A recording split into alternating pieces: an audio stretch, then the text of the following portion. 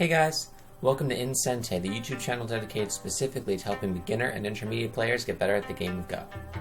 So I think first it's important to, before we learn good habits, figure out what habits we've gotten into that aren't so good and work on fixing them. These are 5 of the probably biggest mistakes I've made and I see other people make when playing Go at around the beginner to intermediate queue level. These 5 tips are something I think we all do, and I think everybody can benefit from trying to keep these out of our game. So, without further ado, here are the top 5 beginner and intermediate mistakes people make at Go.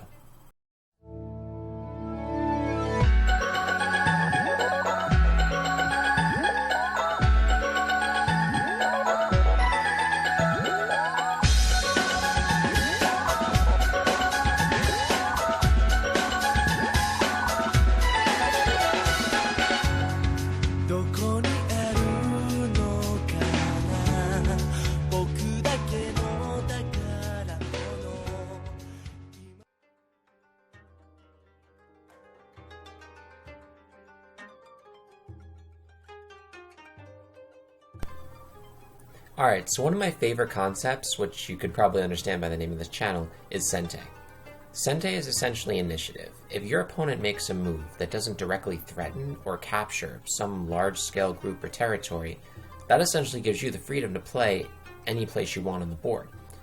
And because the board is just so huge, there's so many battles that you have to prioritize in your head, and getting the first move in any one of those could mean the difference between victory and defeat. So here's a game that I found. I was just browsing online, and I think this gives a great example of how Sente can make a huge difference in the course of a game. So take a minute, pause the video, look at the position, get familiar with it. White just played here. It's a simple approach on the corner. So this move doesn't really threaten anything large. It's not threatening to capture any black groups. It might make some territory, but black essentially has Sente in this position. He can decide where else on the board he wants to go because nothing's really being threatened. Pressured, but not threatened. So what does black decide to do? He has 2 choices. He could respond or play elsewhere on the board. Here we see black make a very important Sente play right here, putting pressure on this white group, saying, I'm going to capture this group and get an amazing center position if you don't defend. Of course, white would defend, and you see him try to escape there. Now black comes back and defends his corner, which is now turning essentially into his side.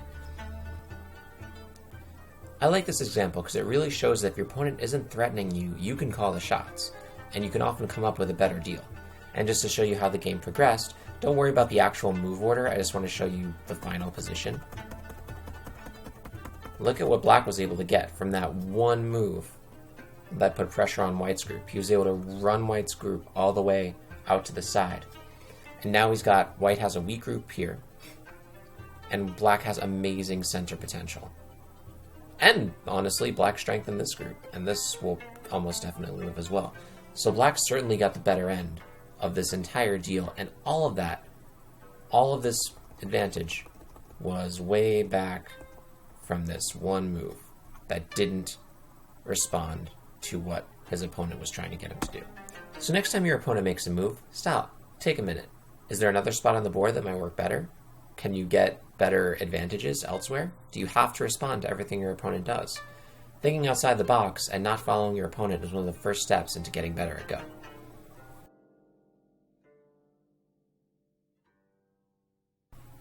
This is another really important concept that I learned, and when I was starting out, it was a tough habit to kick. I think because in the West, so many of us are used to chess as sort of the main strategy game, we get into this very aggressive mindset that we have to reduce and destroy and kill everything our opponent has. And in Go, that's just not how the game works. This game is about balance and getting more than your opponent, but not destroying your opponent completely. Unless there's an unbelievably high skill disadvantage, your opponent should have some stuff. The idea is just you get more of it. But when I say fight to kill, what do I mean? Well, it's usually better to attack a group with the goal of gaining strength and points in another place, rather than attack it solely to kill it. There are 2 reasons for this. First reason is that if your opponent is attacking you, especially from a weak position, it's really easy for you to get a lot of points. Second is that since we're cube players, we don't really know how to fight very well yet. It's almost like trying to, take on a bear with a stick. Like, you just don't have the tools necessary to really kill a group that's all up in your space without a high risk of getting killed yourself. This is a perfect example of this concept, I think. It's from a game that I played. I was black, and I had a pretty good position up to this point, but because I played to kill instead of playing to just get points, I lost almost the entire strength of my position. So again, pause the video, take a second to check out the game. I felt pretty good with my position at the time. I felt like I had the corner fairly set, good influence on the right-hand side, and nice influence on the upper part of the board. So I play as a corner invasion, and sort of follow what I think is the right way to respond to a corner invasion. I descend, he goes up, I block, I keep blocking, and he does this. So I could have backed off here and just gotten points and gotten strength, but I was egotistical and I was like, how dare he invade my space and get 5 points? I have to kill him. So you see me try, and because I don't really know how to do that, or even if it was possible at the time, you see me fail. And I'm not letting up. I keep weakening my position, trying to kill this guy, and then he plays here. And right away, he's taking advantage of the 2 stones that I've separated from each other because I was trying to kill this thing. And essentially the end result is this. So now he's got complete access to the center, and has scrunched down my top position. Whereas before, if I would have simply played a move like this, or maybe even a move like this, where he couldn't invade, my position looks so much better. It'll be really hard to reduce all of this and not give me an insane amount of points. So next time you get attacked, just stop. Think a minute. Do you have to kill it? Or can you use that weakness to give you amazing points and strength elsewhere on the board?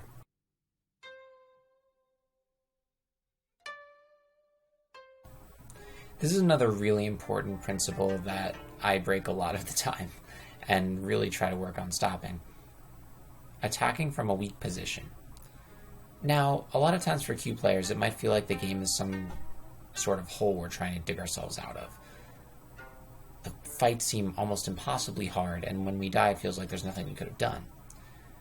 Well, a lot of times the reason we lose those fights might be because those fights should never have happened in the first place.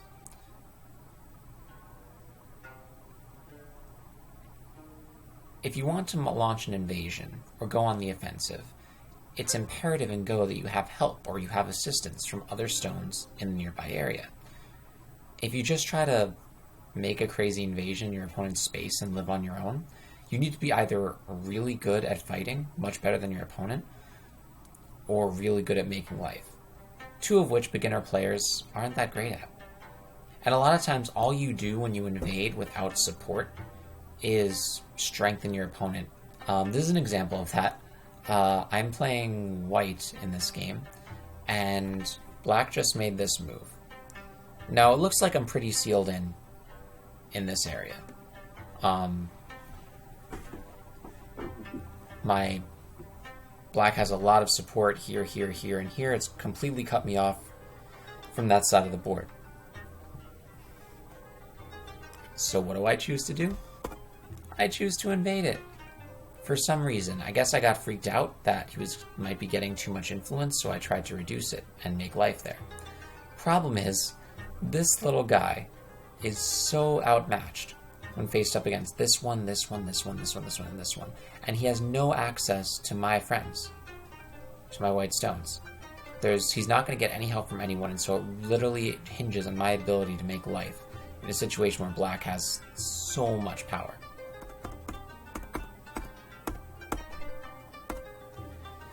As you can imagine, it didn't go so great.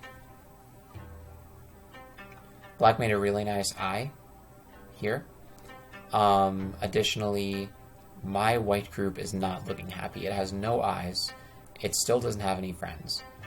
And this black wall is just getting bigger and bigger and bigger, and soon this area will be totally off limits for me no matter what I do. This little invasion that I tried to do without any support turned out to just be me running for my life. And to make a long story short, I ended up losing the entire corner and the game after that. All because I tried to launch an invasion from a place where I just wasn't ready. I just wasn't able to handle it. So next time you guys are in your games and you want to start an invasion, think about how you need to set it up. Maybe you should play some fake moves in another side of the board close by to get some friends. Maybe you shouldn't invade that part and should focus on developing your own pieces. But think about the cost of invasion, because if you invade in a place where you don't have any friends, it's going to be a long, hard battle, and odds are you won't come out of it even.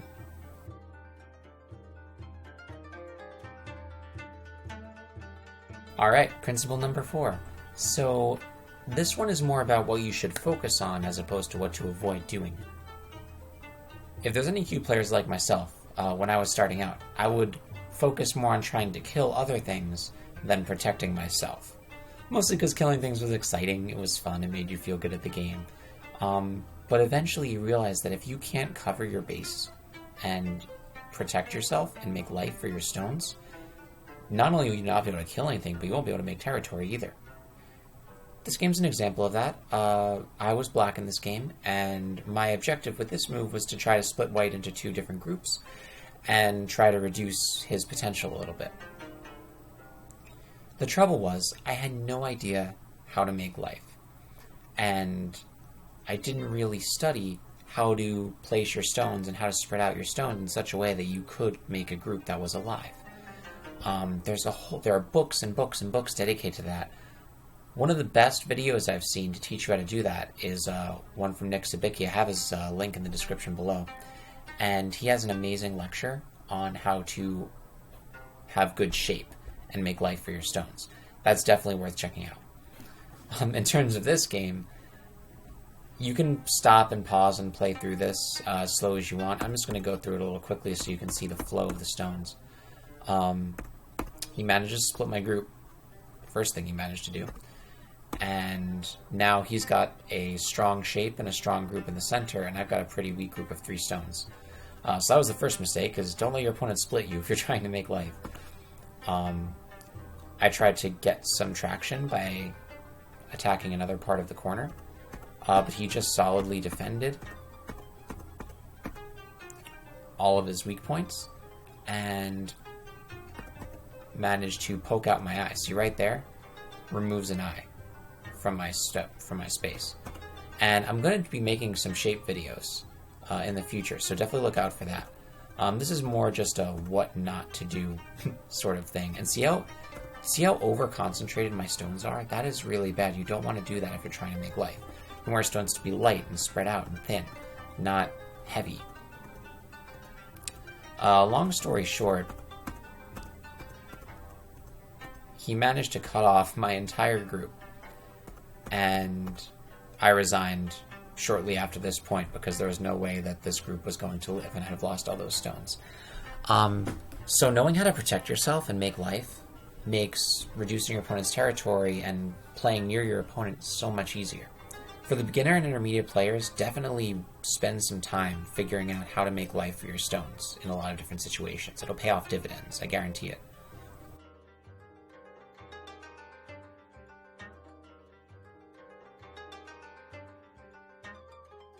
So this is another one of my favorite principles that I've learned from playing, is to just not freak out.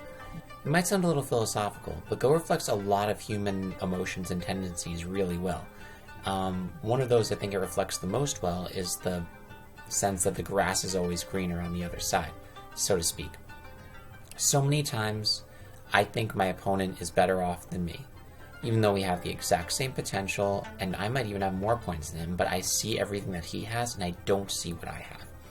Instead of developing what my strengths are, I freak out. I'm like, oh my god, he's got so much more than me, I need to invade or do something drastic right now.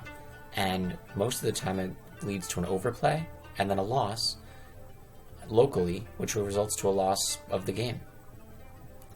I'm sure that's a very common problem with all beginner and intermediate players. Even if you think that you've got a pretty decent handle on counting and scoring, the fact of the matter is in the heat of the moment, you're going to think that you're worse off. It's very easy to fall into that trap. And so not freaking out and playing calmly and not making overplays unless you're absolutely sure you need to is crucial in improving your game.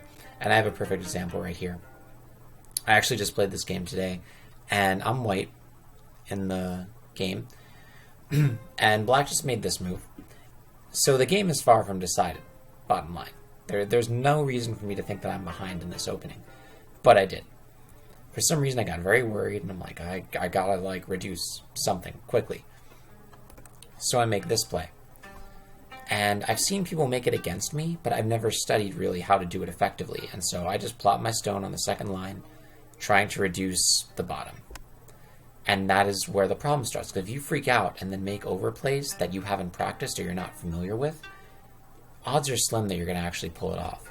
And like I expected, I couldn't hold on to those two stones.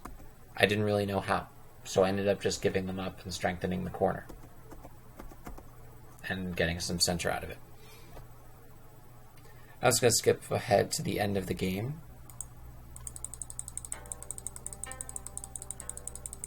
Okay, here's the end of the game. It was very peaceful. There were no large groups that were captured.